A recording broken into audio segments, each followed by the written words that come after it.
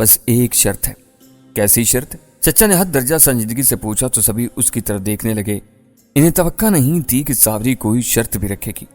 वो चंद लम्हे खामोश रही, फिर इंतहाई संजीदगी से बोली, मेरी शर्त यह है कि जहां अली रहेगा मैं वहीं रहूंगी।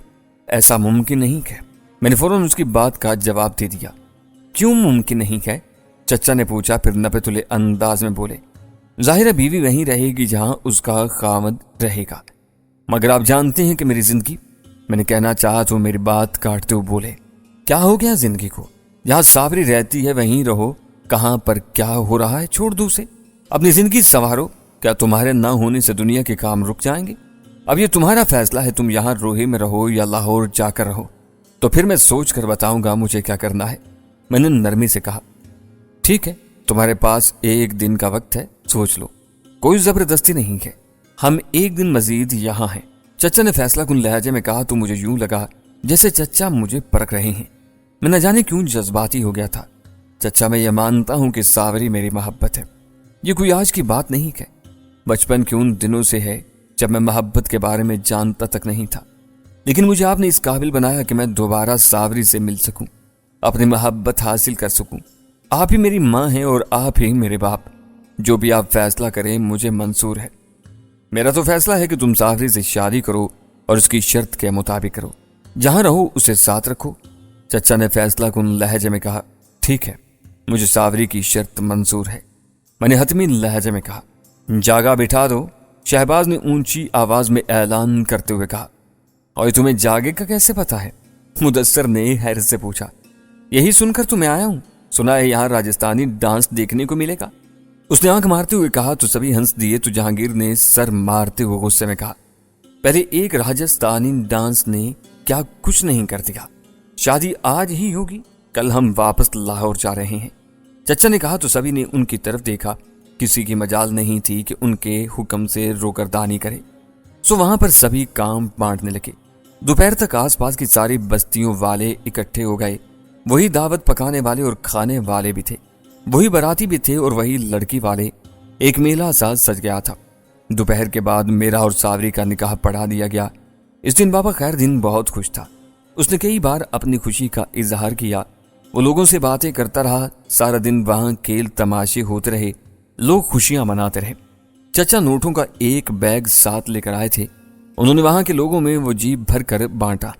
रात गए तक ये सिलसिला चलता रहा। हर तरफ खामोशी तारी हो गई। मैं डेरे पर सबके साथ बैठा हुआ तक रहायशी हिस्से की तरफ से रामामाई की आवाज आई। सावल ने मुझे बताया तो मैं उधर चला गया। वो मुझे देखकर मुस्कुराते हुए बोली, अंदर आ जाना भाई, इस बेचारी का क्या कसूर? कुछ बातें इस नमाणी सावरी से भी जाके कर ले। ओ अच्छा, किधर है वो? मैंने जानबूझकर पूछा। अम्मा साइन वाले कमरे में, उसने कहा और कुछ दूर खड़ी लड़कियों की तरफ चली गई। कमरे में दाखिल होते ही खुशकुन महक ने मेरे वजूद को सरशार कर दिया। कमरे की हेत ही बदली हुई थी। एक बड़ा सा बेड पड़ा हुआ था। सारा कमरा फूलों से सजा हुआ था। सफेद बेडशीट पर मैरून रंग का लहंगा पहने, घूंघट निकाले बैठी थी वो।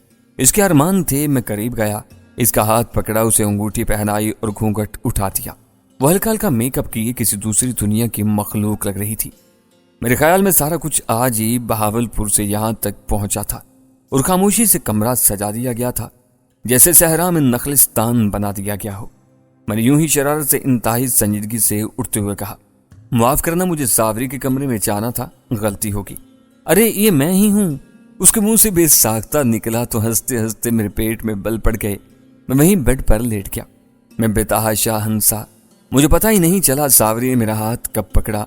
कुछ देर बाद मुझे एहसास हुआ तो वो मेरी तरफ बड़े जज्बाती अंदाज में देख रही थी। एकदम से मेरी हंसी रुक गई। मैंने खज्जल सा होते हुए कहा, माफ करना सावरी, आज जिंदगी में पहली बार इतना हंसा हूं। यही मेरी जिंदगी का हासिल है अली। अब चाहे अभी मौत आ जाए मुझे कोई परवाह नहीं। वो कुछ देर मुझे देखती रही, फिर अपने होंठ मेरे होंठों पर रखती गई। रात न जाने कब शहर में बदल गई, हमें एहसास ही नहीं हुआ। नाश्ते के वक्त फिर एक मेला लगा हुआ था। इस सुबह बखैर दिन भी वहीं मौजूद था। मैं सबके दरमियान नाश्ता करना चाहता था, लेकिन रहमा और मेहमान लड़कियों ने कमरे ही में नाश्ता लगा दिया।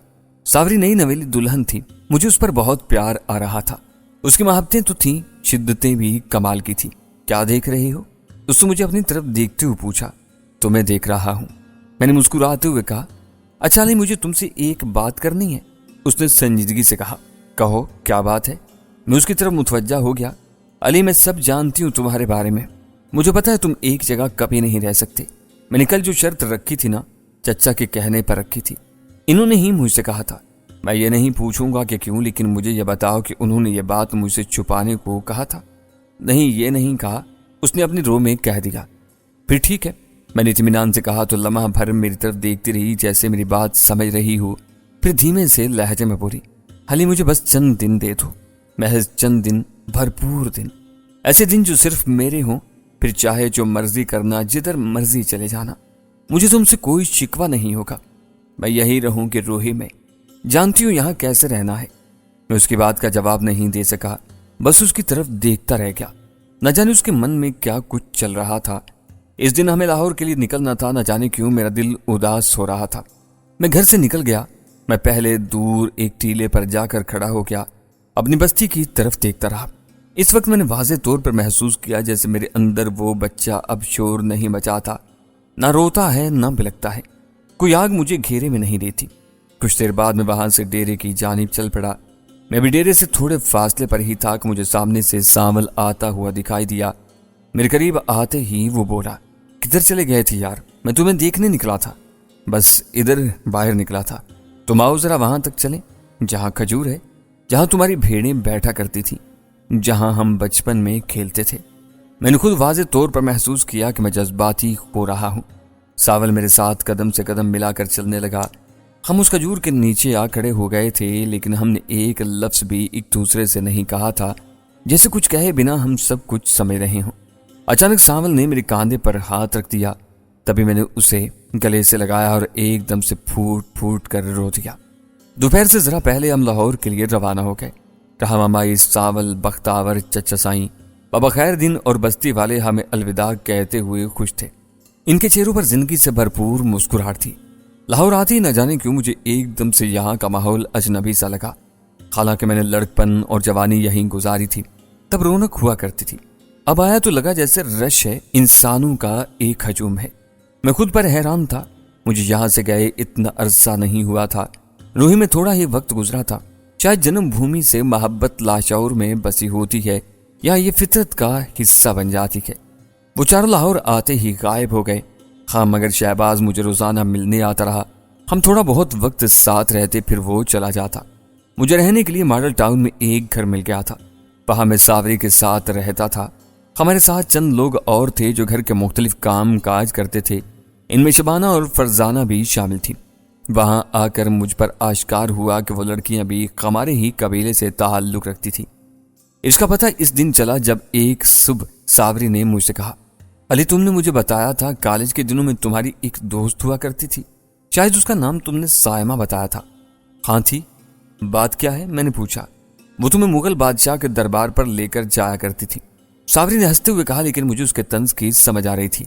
लेकिन मैंने अनजान बनते हुए कहा, वो मुगल बादशाह तो था, जहांगीर था उसका नाम, लेकिन उसका दरबार नहीं है।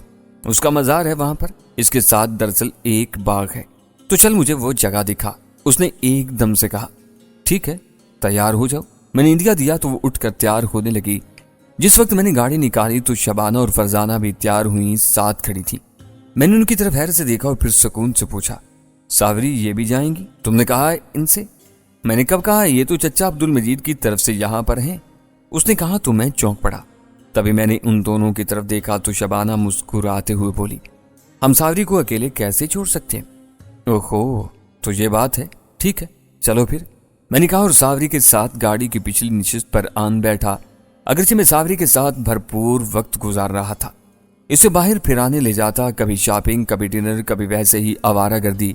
लेकिन तकरीबन 2 हफ्ते घर में रहने से भी मैं उकता गया था। इन्हीं दिनों शाम के वक्त चचा और शहबाज आ गए। एवं कुछ देर इधर उधर की बातों के बाद हमने डिनर किया। तभी वहीं बैठे बैठे चचा ने मुझसे कहा, जब भी तुम्हारा कोई काम करने को जी चाहे तो बता देना। दिल तो कब कर रहा है चचा, मैंने हंसते हुए कहा। मैं जानता था तुम घर पर नहीं बैठ सकते। खैर कल ऑफिस आ जाना, तुम्हें कोई रिसर्च वर्क देते हैं। ये शहबाज भी वहीं है, इन्होंने आम से लहजे में कहा। ठीक है, मैंने कहा तो मुझे लगा मसरूफियत मिल गई है। अगले दिन जब मैं ऑफिस जाने के लिए तैयार हो रहा था तो सावरी ने मेरी भरपूर मदद की। میں نے کار نکالی اور آفس جا پہنچا۔ بظاہر وہ امپورٹ ایکسپورٹ کمپنی تھی، لیکن وہاں پر ارد گرد کے حالات پر نہ صرف نگاہ رکھی جاتی تھی بلکہ ان کا تجزیہ بھی کیا جاتا تھا۔ میں نے سوچا تھا کہ بس وہاں گپ شپ ہوگی، لیکن وہاں اچھا خاصا کام تھا۔ ایسی ہی ایک صبح آفس جاتے ہی شہباز نے میرے سامنے ایک فائل رکھتے ہوئے کہا، اسے پڑھو، جب پڑھ لو تو پھر اس پر بات کرتے ہیں۔ تم نے پڑھی ہے؟ میں نے پوچھا۔ پڑھی ہے، اسی لیے تمہیں دے رہا ہوں نا، اس نے سنجیدگی سے کہا۔ تو بتا دو کیا ہے اس میں؟ میں نے کہا تو وہ بولا، تم پڑھو گے نا تبھی سمجھ آئے گی۔ اس میں دراصل ہے کیا؟ یہی تمہیں پڑھانا ہے؟ تم اسے پڑھو، میں تمہارے لیے کافی بھیجتا ہوں۔ اوکے، میں دیکھ لیتا ہوں، میں نے کہا اور فائل کھول لی۔ وہ کمرے سے جا چکا تھا۔ فائل پڑھتے ہوئے مجھے پتا ہی نہیں چلا کہ شام کب ہو گئی۔ اس فائل میں کلیان جی نامی تنظیم کے بارے میں وہ معلومات درج تھیں جن کے بارے میں ابھی تک میں نہیں جانتا تھا۔ اس میں سب سے زیادہ چونکا دینے والی معلومات فائل کے آخری صفحات پر تھیں۔ اس میں کوئی شک نہیں کہ یہ تنظیم بھارتی پنجاب اور راجستھان کے کچھ علاقوں تک محدود تھی۔ اس کا اصل مقصد جو بھی تھا، اس سے کام تو بھارتی خفیہ ایجنسی ہی لیتی تھی۔ اس تنظیم کی سب سے زیادہ مہارت اغوا، دہشت گردی اور قتل تھا۔ اس کا زیادہ تر اثر یہیں راجستھان اور پنجاب میں تھا، لیکن کچھ عرصے سے یہ مغربی پنجاب میں بھی اپنا اثر و رسوخ بنا گئے تھے۔ روہی میں یہ تنظیم زیادہ دکھائی نہیں دی تھی، لیکن یہ فائل بتا رہی تھی کہ ان کا اثر و رسوخ مغربی پنجاب تک آن پہنچا ہے۔ ابھی تک کوئی بھی ایسا اہم شخص سامنے نہیں آیا تھا جس کے ذریعے کلیان جی کے لوگ مغربی پنجاب تک پہنچے ہوں۔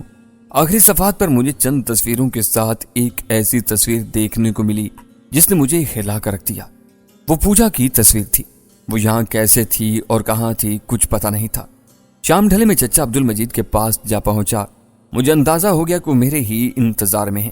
میں جیسے ہی ان کے پاس جا کر بیٹھا، وہ مسکراتے ہوئے دھیمے سے لہجے میں بولے، لگتا ہے اس فائل نے اثر دکھا دیا ہے جو تم نے آج پڑھی ہے۔ جی، یہ کہہ کر میں چند لمحے خاموش رہا، پھر پوچھا، کیا آپ چاہتے ہیں کہ میں ان کے پیچھے جاؤں؟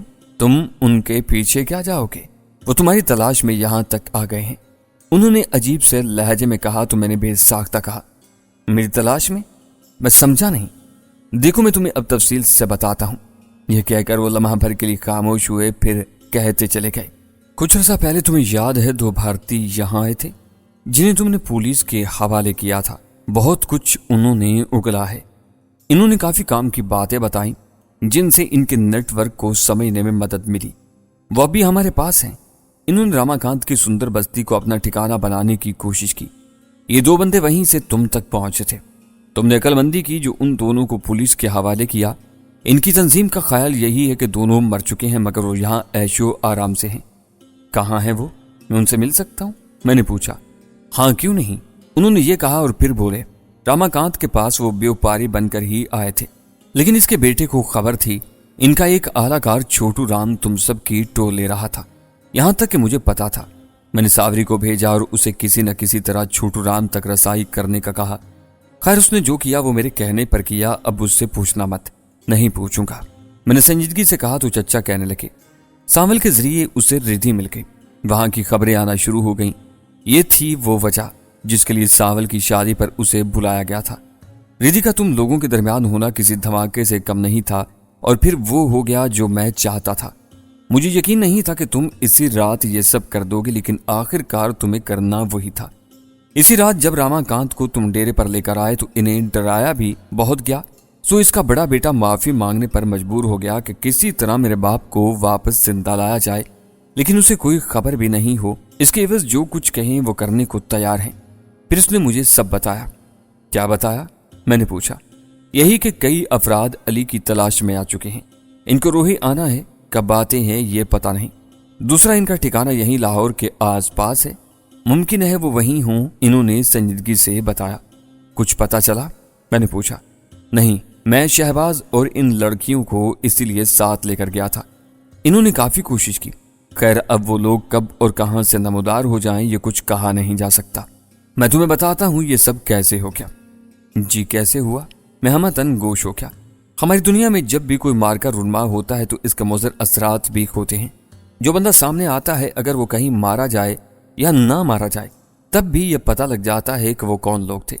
دوسرا یہ ہوتا ہے دشمن کا اندازہ ہوتا ہے، اور تیسرا جو تنظیم بھی اپنا ہدف پورا کر لیتی ہے اس کا معیار سامنے آ جاتا ہے کہ وہ کتنے پانی میں ہے۔ میں نے صورتحال تمہارے سامنے رکھتی ہے، اب تمہارے پاس آپشن ہے کہ تم ان کا سامنا کرنا چاہتے ہو या नहीं? आखिरी फिक्रा कहते हुए उन्होंने मेरी आंखों में देखते हुए पूछा, यह क्या बात कह दी आपने? मैंने दबे दबे एहतजाजी लहजे में कहा, नहीं, मेरा मतलब है तुम पताया जाना चाहोगे? वहां से अपना काम करोगे या यहां से इन्हें काउंटर करोगे? जैसे तुम्हारी मर्जी। ये सब करना तुम ही को है। इन्हें न सिर्फ तलाश करना है बल्कि इनका यहाँ मौजूद नेटवर्क भी खत्म करना है। ये लोग कैंसर की मानित हैं, इनका वजूद बर्दाश्त नहीं किया जा सकता। चचा आखिरी लफ्ज कहते हुए एकदम से जज्बाती हो गए। चचा, जैसे आप मुनासिब समझे, मैंने तजब्ज़ुब में कहा तो वो बोले, तुम्हें अब तक फैसला करना नहीं आया? मैं यहीं से देखूंगा। मैंने एकदम से फैसला दे दिया। गुड, तुम अभी निकल जाओ, शहबाज तुम्हारे साथ होगा। चचा ने कहा तो मैं कोई लफ्ज कहे बिना उठा और कमरे से निकलता चला गया। जब तक मैं फोर्श में आया मैंने शहबाज को कॉल कर ली थी। रावी पुल पार करने तक मैं सोचता चला गया, अगर मैं अकेला होता तो अब तक कल्याण जी वगैरह के चक्कर में आ गया होता। ये चचा अब्दुल मजीद ही थे जिन्होंने बड़ी सहूलत से मामले को संभाल लिया था। मुझे गुमान भी नहीं था कि सावरी इस हद तक मामलात को समझ सकती है। न जाने क्यों इस मामले में वो मेरे सामने नहीं खुली थी।